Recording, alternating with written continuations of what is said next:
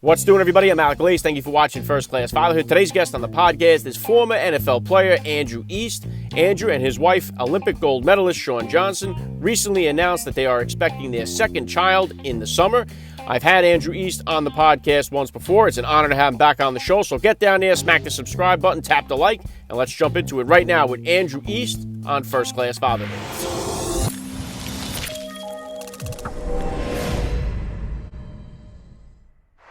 Joining me now, First Class Father, Andrew East. Welcome back to First Class Fatherhood. Alec, good to be back. Thanks for having me.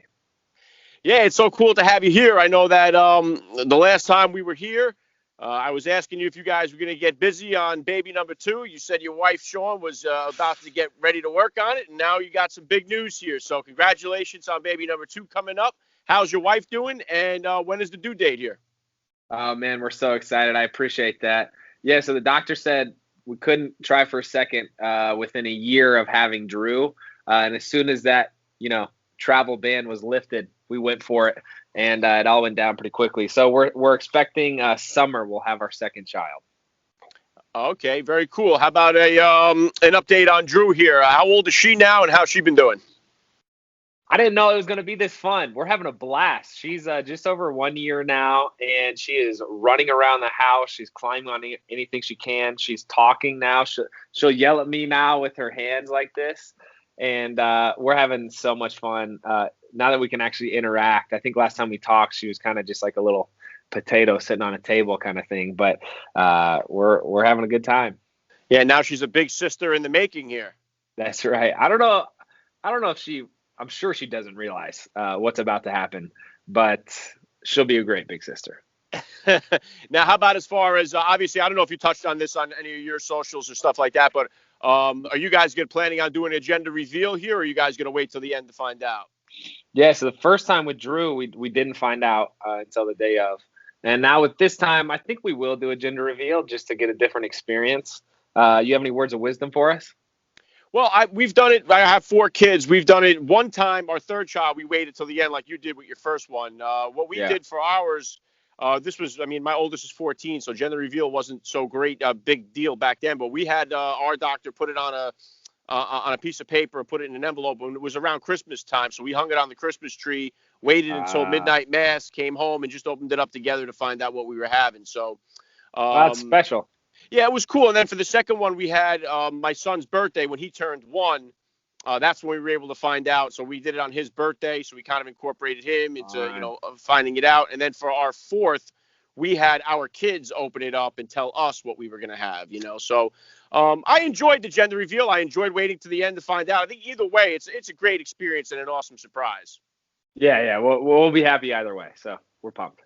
Yeah, as long as you don't blow up the neighborhood or start no fires, people get crazy with these gender reveals out there. That's for sure. We're not into that kind of nonsense, but we'll have fun. And the last time I talked to you was last year, back in March, really when the coronavirus just was really getting underway here. Since then, there's been hundreds of thousands of people died from this. Families been ruined. It's really turned all of our lives upside down.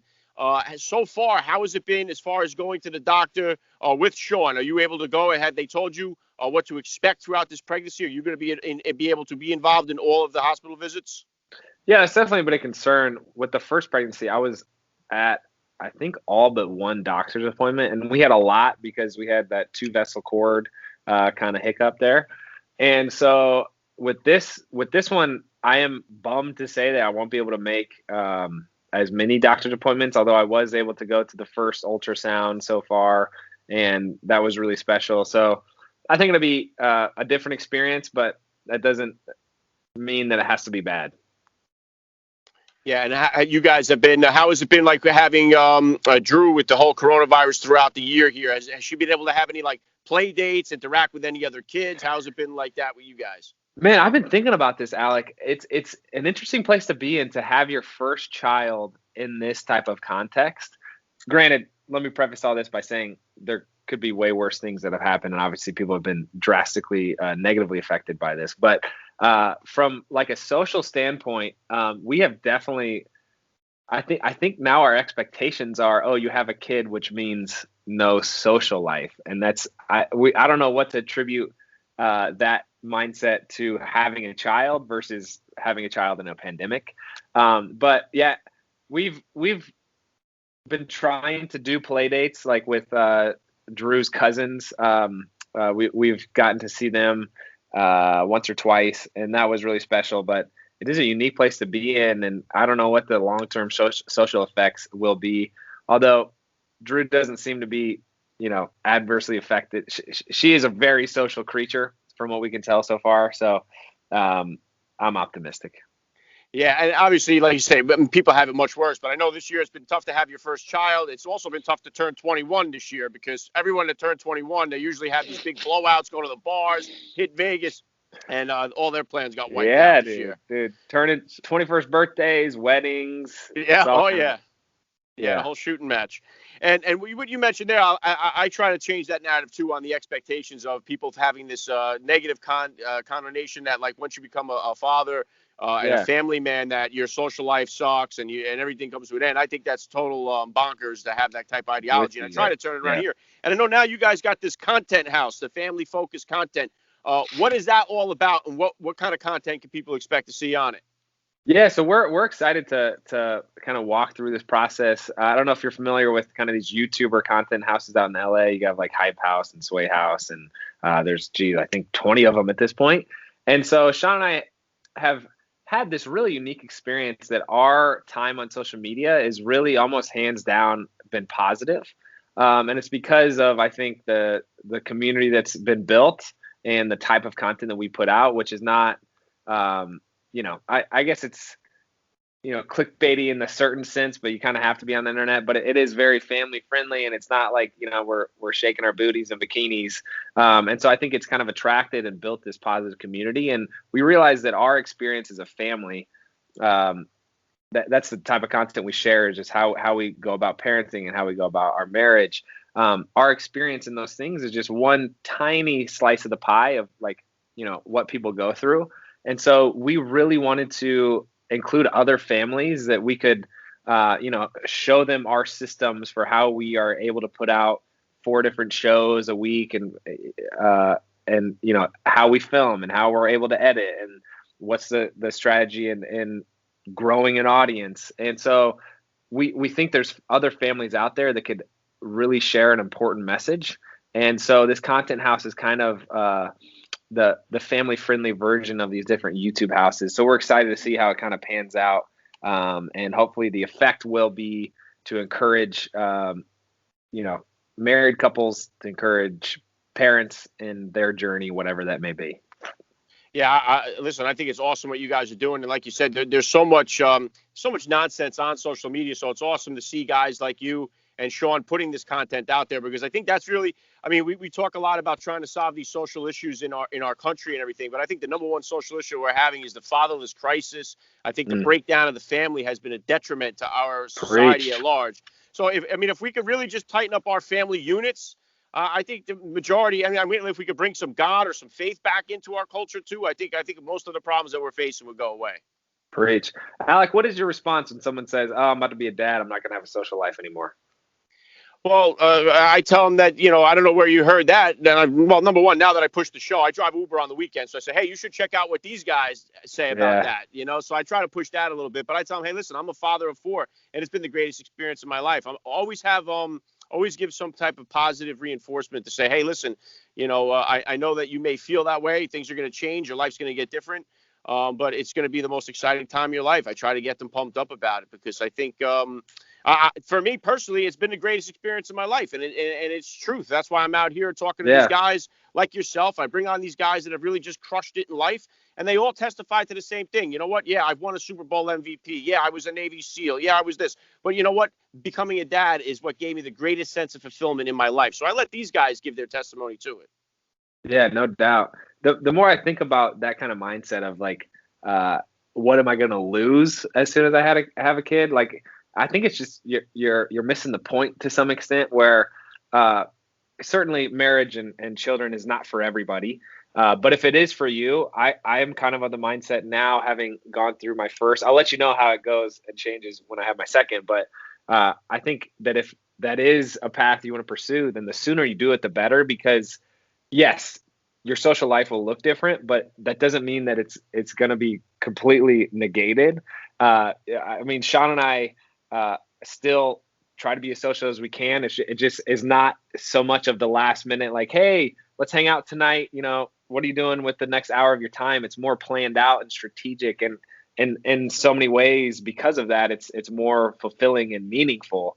And so, yeah, I think you grow in responsibility, and thus you grow in purpose and satisfaction. So I'm with you on that. Yeah, and I would say for you having the second one, it doubles the fun. Like it doubles it just pushes everything more. I think all of it. Like I love who I became when I became a father, and I still enjoy the experience, and I learn every day from my kids. My kids teach me so much about myself because the four of them have completely different personalities. They all need to be disciplined in a different way. They all need to be approached in a different way. So one of the things I do recommend, to a lot of the dads is the book, The Five Love Languages. And I know that a lot of times that's for, for married couples, but I really recommend doing that same process with your children once they're old enough and stuff, because you start to learn how they give and receive love. And it's really eye opening in helping you learn how to discipline your kids. Man, those are wise words. I appreciate that. And then so, I was curious here. You had, I didn't know, was this Drew's first Christmas that just passed? And what was the kind of big gifts that you got for her this year? It was her second Christmas. The first Christmas, she was like 2 months old, so she had no idea what was happening.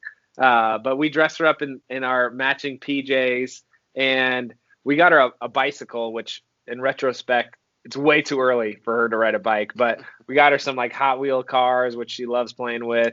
Got a little basketball goal. So she got in about 50 reps this morning. Happy to say that she's, looking like a baller. So I'm pumped about that. But yeah, I mean, we just got her Legos and whatever, and she'll play with some of it sometime, but doesn't really fully appreciate it.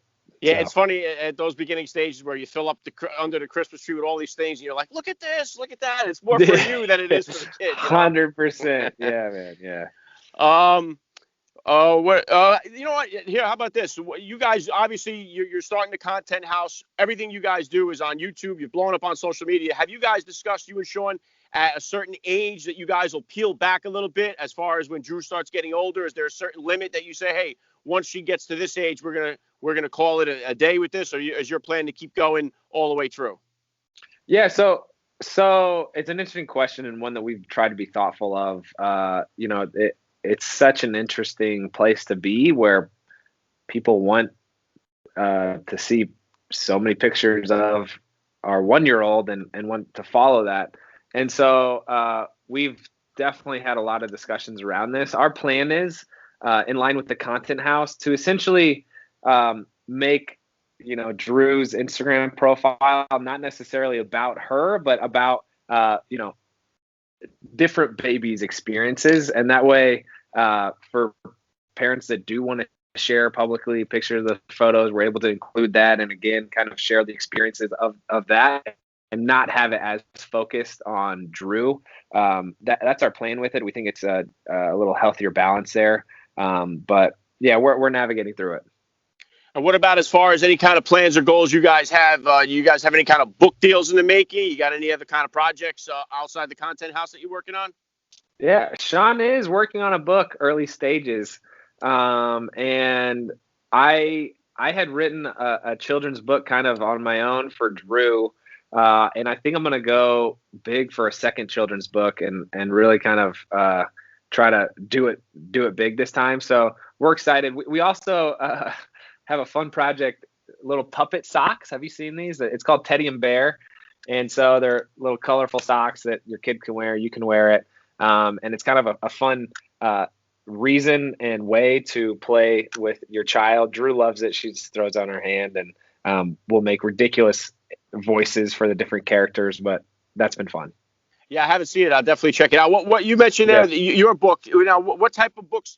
One of the things I love, and I still do it with my 6-year-old. She's my youngest one, and I love reading books to my kids. And that was something that I always enjoy. What kind of books do you read? Do you do that with Drew? Is that part of your practice before bedtime? Oh man, that is my favorite thing to do with her. By the way, I think last time we spoke, we did talk about how bedtime was the best, and that still remains true. There's something so peaceful and like just amazing about that time right before they fall asleep. I think it's maybe the fatigue setting in where they're just like less focused on distractions, or less distracted, I should say. But I have been going through all the different children's books. We crushed through Dr. Seuss, certainly. Shel Silverstein's Where the Sidewalk Ends. We're kind of halfway through that.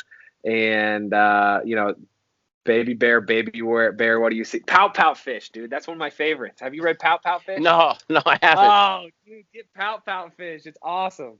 You know what I go through is I think the author is Roger Hargraves. There's a series called Mr. Men and Little Miss, and there's like 40 books of the men and like 40 books of the Little Miss, and we go through them. They're like Mr. Tall, Mr. Skinny, Mr. Lazy, They cover like all these different things, and all my kids, I read them with all of them, and they all love them. So it's a pretty good deal. Check that out. Yeah, they're a lot of fun. What would you say here now, going into this? Your expectations for baby number 2. What do you feel like has changed for you now going into the becoming a first-time father now as to now expecting your second? Maybe this comes from a place of ignorance, but I'm optimistic that the identity transformation that you go through of going from like a carefree married couple to now having a dependent and a child is so massive that I am really kind of expecting just more of that same chaos without having to go through that transformation of, it's really kind of changing from a boy into a man is how I view it. And there's a lot that go into that. And so now that we've kind of made that leap to a certain extent, certainly not fully, but I know there'll be complications and new things that still arise, but I'm confident we can tackle them. Yeah, very cool. I know this is your second go around at this, but I always love to ask the dads that I get on the podcast here. What type of advice do you have for the new dad or for that about to be father who is out there listening? Listen, as long as your two main priorities are loving your wife and loving your kid, you can't go wrong. So it'll be all right. Yeah, very well said. I love the message. It's been an honor to have you back on the podcast here. Andrew East, you're a first-class father all the way. I look forward to following you on social and catching up on the new baby arriving this summer. Thank you so much for giving me a few minutes of your time here on First Class Fatherhood. Alec, always a pleasure. Love what you're doing. We'll talk.